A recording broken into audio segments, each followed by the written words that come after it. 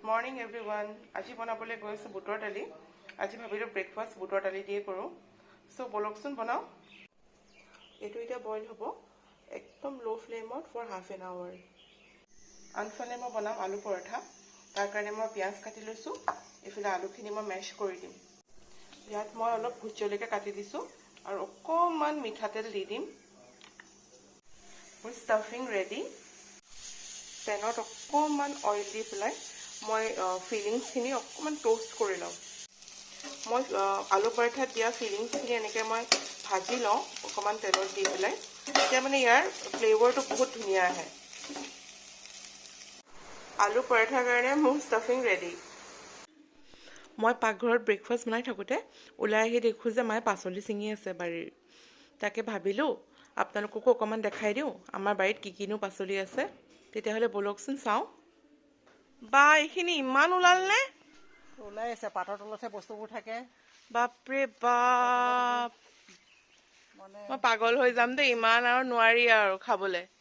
কাৰোবাক দিহে দিয়া। আৰু কি চাবা? ভেন্দি আছেনে চাই লওঁ। ভেন্দি অ'কে চলো। এয়া চোৱা আমাৰ ভেন্দি চোৱাচোন কিমান ডাঙৰ হ'ল। ভেন্দি ওলাইছে, দুই এটা ওলাইছে আৰু। এইফালে বিনছো লাগি আছেচোন। মা বিনছো লৈ লোৱা। দিয়া কাটা। পকাব লাগিব। মায়ে বিচাৰি আছে। এয়া এপাচি হ'ল আৰু। ছিঙিছো এইটো। হা জলকীয়া? জলকীয়াটো প্ৰথম। অ'কে। গুটি হ'ব নালাগে। অ' মা তুমি দেখিছানে নাই এইফালে যে তিতা কেৰেলাও লাগি আছে? সেইটো দেখিছো, ছিঙিব হোৱা নাই। এইফালে জিকা দুটা কাইলৈ মানে ছিঙিম। তিতা কেৰেলা কেইটা লাগিছে? ইফালে সেই ৱালৰ ওপৰত এইটো। অ' সেইফালে এটা। এটা আকৌ ৰঙা পৰি গৈছে ইটো। একদম মানে হেৰি চৰ্দি চাইছোঁ মই।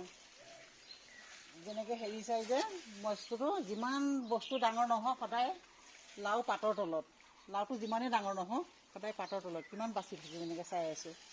সেই চাওঁতে এইখিনি আৰু ওলালে। আজি ৰাতিপুৱা চিঙা আমাৰ বাৰীৰ পাচলি।